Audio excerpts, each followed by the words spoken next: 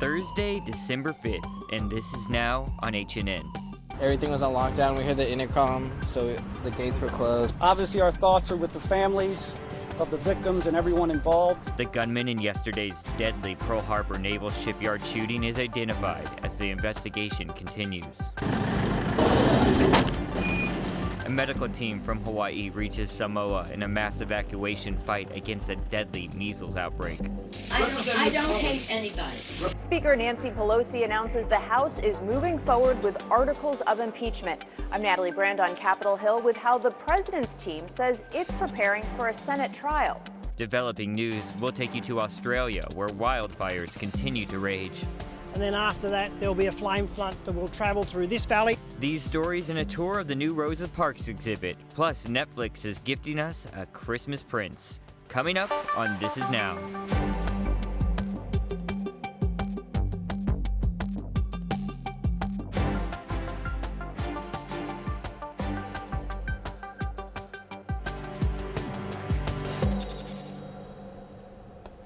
Aloha and good morning, everyone. Ashley and my producer, Jonathan, here. We have a lot of news to cover, but first we are going to start with some new details in yesterday's deadly shooting at Pearl Harbor. So the gunman has been identified as 22-year-old Gabriel Romero. We have some new details about his history, some disturbing details. We'll get to that in a second. But first, the story has made headlines, not only here in Hawaii, but across the nation. And CBS's Jonathan Vigliotti is here on Oahu helping us cover this story, and he just filed this report. They were just saying like there was an active shooter, and like there was a is it real, is it fake, is it real, is it fake type thing. A gunman in his Navy uniform set off panic Wednesday afternoon when he shot and killed 2 male civilian shipyard workers before turning the gun on himself. The shooter, who has tentatively been identified as an active duty sailor assigned to USS Columbia, is also deceased by an apparent self-inflicted gunshot wound. A third civilian shipyard worker was wounded. He was brought to the hospital in stable condition. The deadly shooting happened near Dry Dock 2, an area where ships and submarines are repaired. Minutes after the gunfire broke out, an emergency text alert went out, warning of an active shooter situation and telling people to lock down where they were or find shelter. I don't know what's going on, but they're not letting us out. People at the base huddled for around 90 minutes. Is there a shooter? No, they said take indoor shelter. Before the lockdown was lifted and the scene secured. The base was in lockdown, had to do with all the security protocols that had to be, sweeping nearby buildings, and had to make sure that was complete and that the scene was safe before we lifted the lockdown. An investigation will uncover if the gunman knew any of the men he shot. We have no indication yet whether they were targeted or if it was a random shooting. We are 2 days away from the anniversary of the Pearl Harbor attacks. The dock where this shooting took place was used to repair ships damaged nearly 78 years ago. Jonathan Vigliotti, CBS News, Honolulu. We're now joined by our chief investigative reporter, Lynn Kawano, who has been working her sources and contacts on this story. Now, Lynn, we learned the identity of the sailor. What else do we know about him? So we know that Gabriel Romero is 22 years old, and he was assigned a watch they call noon to never yesterday. And he's the petty officer of the watch that day. That noon to never shift is 11:30 till 4:30, and he's guarding that ship. He is armed, and we know he used 2 guns to commit this act. He used his M4 rifle to shoot the DOD employees, the civilian employees, and he used his handgun, his M4 pistol, to shoot himself. So we have learned a lot of those details. What we've also learned about Romero is that he's had a lot of problems in the last year or so. He's been up for what's called a captain's mast, and that really is a disciplinary issue. We've also learned that he's been forced to do anger management. So the big question we have for the military, why would you put someone like this on an armed watch guarding the ship, his own ship, the Columbia, which was in dry dock that day? Why would you put that person there on a security detail, the first line of defense, armed with 2 weapons when you know they have disciplinary problems? We certainly would like to ask the military that question. At this point, there is no press conference set for that, but we want to get that out there because these families, this is a terribly horrible thing for them to be going through. And of course, everybody's going to have to understand why this person would be put on that watch in that position, a position of power and security, with these weapons. Absolutely. And I know they're still investigating the motive. How will they be able to figure that out? And I know they're interviewing a lot of people, right? Yeah, and one key thing I think here is the survivor. We're told he's going to be okay. He was shot in the leg, and when you're shot with that rifle, that's a big rifle. So, we've been told that he's going to be okay, and certainly he can provide some of the details on this. One thing everybody's wondering, is this random? Is this targeted? And at this point, from what I can tell from my sources, it's not clear, but they do know that it happened very quickly. It was in quick succession, and it appears that these 3 civilian employees were together at that same time. Unclear exactly what their role was or what their duties were that day, but it was something that was very easily carried out for him, given the proximity to all of these people around at that time of the day. Very busy time of the day, 2:30 in the afternoon. Yeah, absolutely. And I was out in the field covering it. You were on the desk as information was coming in. What were some of the things we were hearing from witnesses coming off the base or who were stuck on the base? Yeah, just a horrible thing. Lots of eyewitnesses who saw this unfold or saw Romero put the gun to his head and shoot himself. And everybody was told to shelter in place. And some people had to break protocol to go and call 911 or break protocol, meaning the shelter in place, to go and get help because this was such a dire situation. So there was a lot of panic. It was a lot of chaos. The military, NCIS moved in quickly to start the investigation, but at the same time, HPD, the FBI, other federal agencies came to help and assist in any way they could. HPD went out there to try and search these buildings so they could get people back off the base, and it was very chaotic at the time. They also had the base on lockdown, and when you have that, as you know, you were out there at those gates, everything stops. So it affects everybody, not just the hundreds of people who work there, but all the people around in the surrounding areas as well. It's very chaotic. Right, and because of the security on base, a lot of the workers can't bring their phones with them, so a lot of people were looking for us for information because they couldn't get in touch with their loved ones on base. Absolutely, and some people couldn't call for help because of that. When you're told to shelter in place and hold where you are or run for cover, you don't. If you don't have your phone, it's a very difficult feeling, right? Your phone is your lifeline. So not getting information, not getting the updates from the media as well as from your family members. But what we heard also was it's so difficult for loved ones who are somewhere else trying to get in touch with their family members. When you hear this happening and or someone you love works on base, you just want to hear their voice. And if their phone is taken away from them or they're sheltering in place and they're not allowed to call anyone, it's a very, very difficult, it's a panic for those people. And we heard a lot of that, a lot of people calling our newsroom trying to get details on if their loved ones were okay. Well, thank you, Lynn. Lots of questions still for the military that we expect answers for. But yeah, back to you, Jonathan.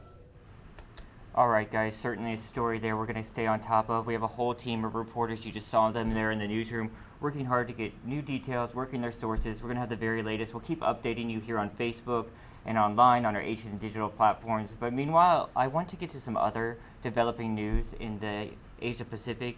Our lieutenant governor is in Samoa right now, and he's saying the outbreak of the deadly measles cases is even worse than he expected. Our own Allison Blair is there. She filed this report.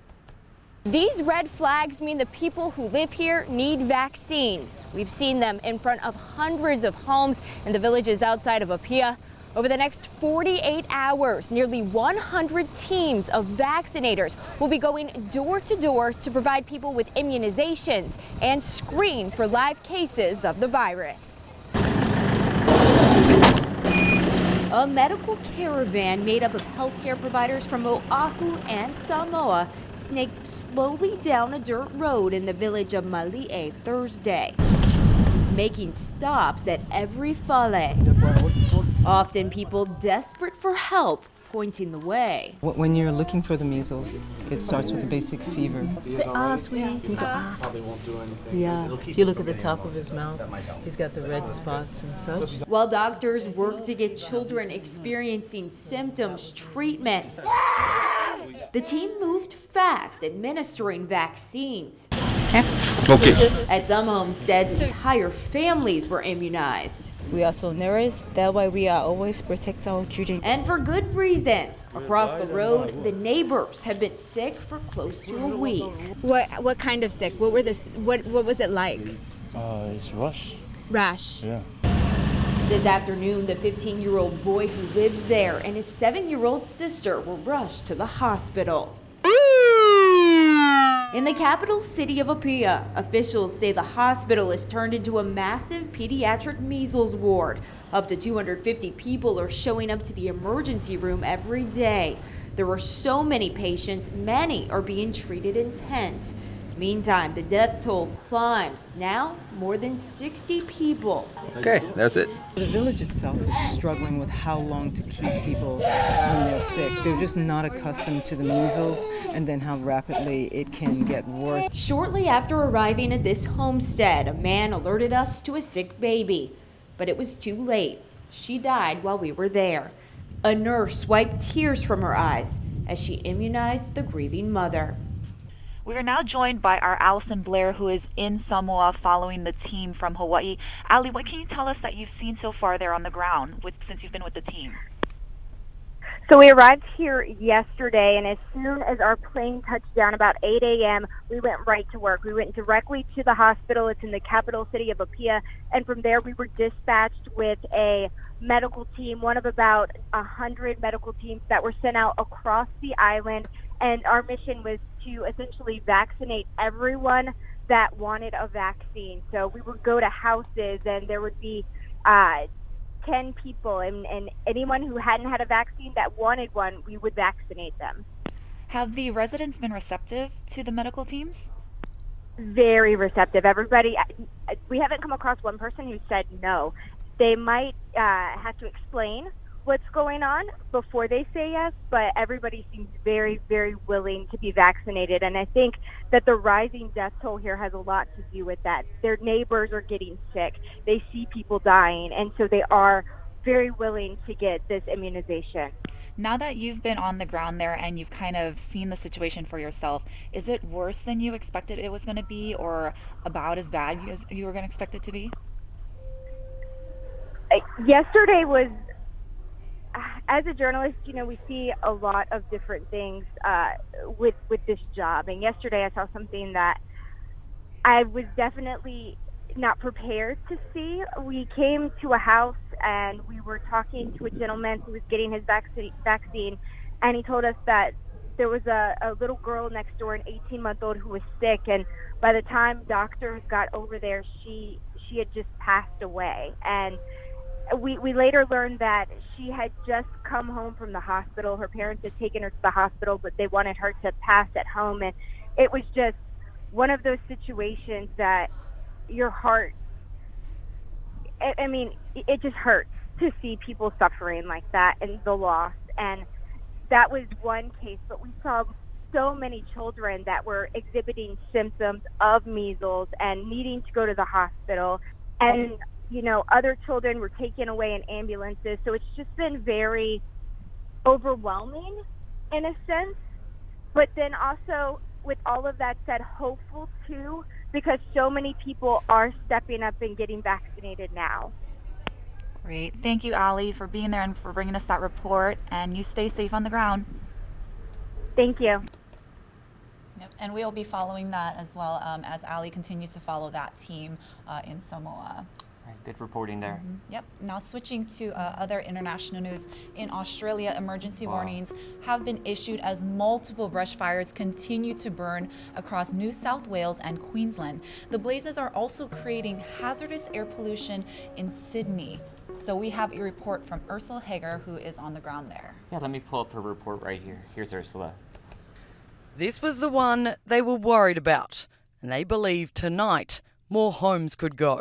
We've got some homeowners who are in undefendable properties, or we believe them to be undefendable, and they're unwilling to move at this stage. So we've asked police to come and assist us to move some of those residents on. The 3 Mile Creek fire on the Hawkesbury out of control and is heading towards Mangrove Mountain. So the houses in this valley will come under ember impact, and then after that there'll be a flame front that will travel through this valley. Some are preparing to go. My partner's taken off.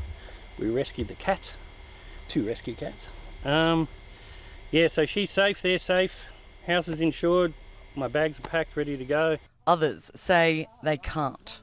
I'm praying, you know, that everything will work out. 72-year-old Anna Marie Latoraka says she can't leave what her husband built. My hubby did all this lovely work and he passed away 3 years ago, so I want to stay here to protect it. The haze from New South Wales fires now stretches to almost New Zealand, and there's no end in sight. Today, several again reached emergency level, including the Currowan fire north of Batemans Bay. It's already burned through more than 50,000 hectares and is still going. There are still over 2,500 firefighters working to contain blazes across the state. They are exhausted, and some are worried if they don't get rain soon, they're fighting a losing battle. At least, though, they're not alone. Firefighters have been flown in from Canada to join the effort. All hands as the fight goes on. All right, thank you, Ursula, there for that report. Switching to political news now, a day after the first impeachment hearing was held by the House Judiciary Committee, Democrats announced they are moving ahead with plans to impeach President Trump over his actions with Ukraine. This report comes from Natalie Brand from Capitol Hill. Today, I am asking our chairman to proceed with articles of impeachment. House Speaker Nancy Pelosi called the president's actions a violation of public trust and his oath of office. This morning, she announced the House is moving forward with impeachment. If we allow a president to be above the law, we do so surely at the peril of our republic. In America, no one is above the law. House Republicans say the impeachment has nothing to do with President Trump asking Ukraine to investigate his political rivals. It was not new news. They always had this pre-written timeline from the day they got sworn in. But the Speaker says it was the president's decision to pressure Ukraine that's brought the Congress to impeachment. And she had a forceful answer to one reporter's question. Do you hate the president, Madam Speaker? Because I don't hate anybody. Representative I Collins, was raised in a I Catholic house. We don't hate anybody, not anybody in the world. President Trump called the Speaker's reaction a, quote, nervous fit, and says he doesn't believe her when she says she's praying for the president. The House Judiciary Committee will work through the weekend ahead of another hearing on Monday, while the White House looks ahead to a Senate trial if the House sends over articles of impeachment. You get to introduce live witnesses and have them cross-examine and introduce your own pieces of evidence and challenge other people's evidence. President Trump indicated who he wants to hear from, tweeting, "We will have Schiff, the Bidens, Pelosi, and many more testify, and will reveal for the first time how corrupt our system really is." That's when the defense goes on offense. The White House's head lawyer met with Senate Republicans Wednesday to discuss their strategy for a trial. Natalie Brandt, CBS News, Capitol Hill.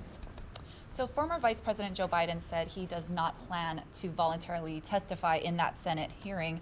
He says he doesn't want to allow the president to have any opportunity to divert attention away from his wrongdoings. Meanwhile, taking to Twitter, John Kerry had some big announcements today. That's right. So Biden did secure a big name endorsement from the former Secretary of State. Kerry says Biden is the president our country desperately needs right now, and said the former VP has the character and leadership skills to beat Trump.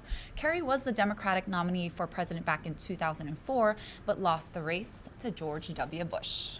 All right, we're looking live outside again towards Diamond Head. You know, we're only one day away, guys, to that weekend, and guys got some important updates regarding your forecast. Let's check in with him. How's it on this Thursday? I'm Guy Huggy with your HawaiiNewsNow.com forecast. We're tracking this disturbance as it approaches and envelops the state. We've got a lot of high cloud cover over the state. Lower level shower-bearing clouds are due in tonight through tomorrow. We're expecting a fair bit of rain. And because of that disturbance, we have a couple of advisories over in the Big Island. A wind advisory on for the Big Island summits. Through tonight, they could get wind gusts upwards of 60 miles an hour. That's a dangerous situation. And as that storm moves closer, a winter storm watch goes into effect tonight through tomorrow night. They could get snow upwards of 6 inches on the Big Island summits.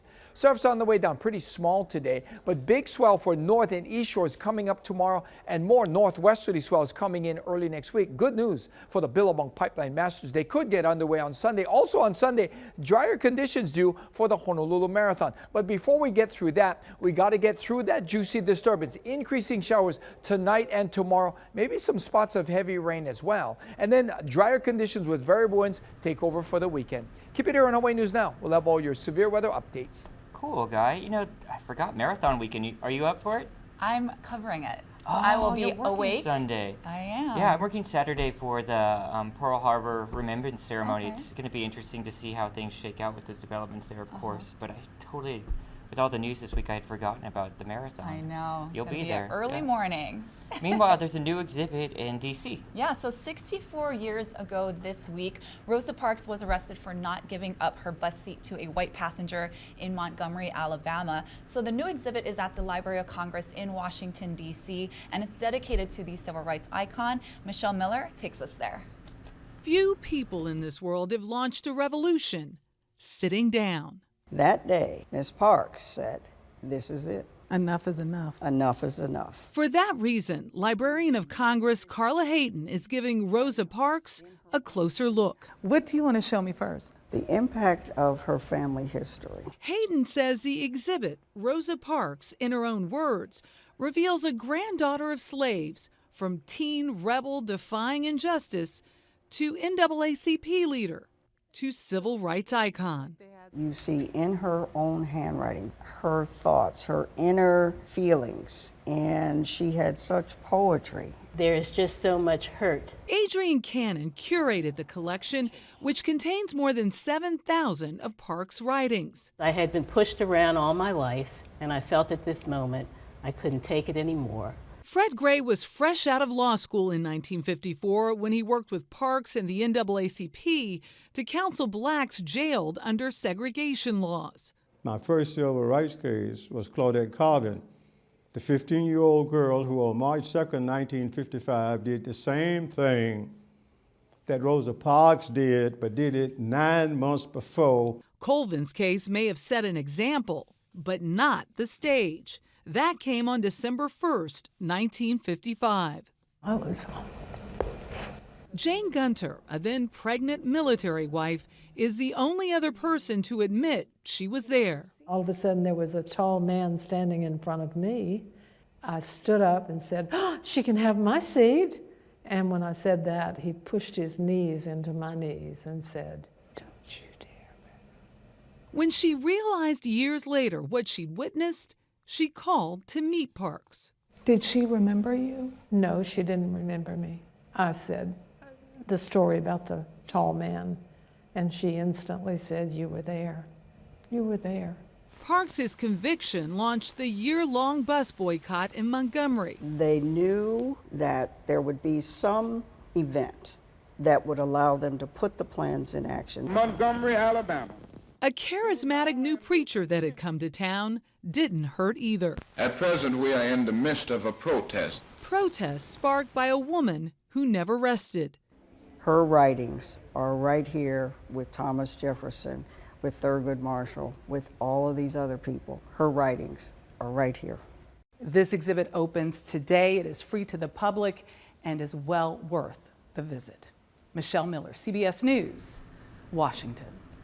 Absolutely incredible stuff there. I've seen that handwriting and just those insights and stories you've never heard before. I got to get to DC to see that. Super cool. And it just shows you, I mean, a little gesture, standing up for what you believe in, can spark a huge, a revolution. Fascinating. And then that woman who said she was there, that another just slice of the story never heard before. Super cool. Glad we ran that story. Yes. All right, moving on, switching gears, entertainment news. This is all you, Jonathan. Oh, yeah? Royal news. Oh, yeah, and 007 news, too. Very cool. So apparently there's a new royal baby arriving just in time for the holidays, and James Bond has another mission in the first trailer for No Time to Die. Nichelle Medina has more in today's Eye on Entertainment. Bond is back in No Time to Die. Daniel Craig returns as 007, placing himself in the center of jaw-dropping action. Craig has played James Bond since 2006, but this is his final film. No Time to Die will be released worldwide in April. Get ready to just dance. Lady Gaga will return to the Super Bowl stage, sort of. The pop star announced she'll perform in Miami the night before Super Bowl 54. The big game will feature halftime performances by Jennifer Lopez and Shakira. And it's Christmas in Aldovia. Netflix is gifting us with a Christmas Prince, a royal baby. The third installment of the popular franchise continues the story of Queen Amber and King Richard as they prepare to welcome their first child.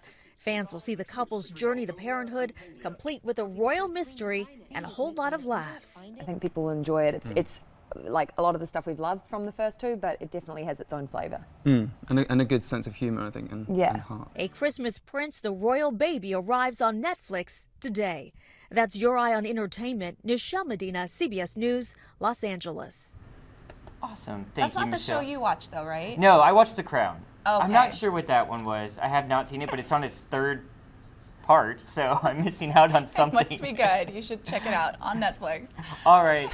A fast food giant getting into the retail business? Yeah, I mean, if you love McDonald's and you want to show your support for them, well, the fast food chain is now selling clothes, apparently. Just in time for the holidays, the company is launching an online store called Golden Arches Unlimited, where fans of the fast food chain... That's cute. Price That's helps. kind of cute. Yeah, so yeah, the collection includes Big Mac sandwich bags, French fry socks, and a sesame seed bun umbrella. Super practical. They'll also have Mickey D's ornaments for your Christmas tree or ugly Christmas sweaters for your next holiday party. And it comes with that McDonald's smell, I'm sure. Yes. I don't know. Would you rock that? No. Oh, yeah, you'd wear it if it was Wendy's, though. Right. Maybe. We like the Wendy's. I like Frosties. Me too. All right, nothing frosty about outside right now. Hey, guys, it's almost Aloha Friday. We're almost there. You guys have a good one. We'll see you back here tomorrow. Have a great day.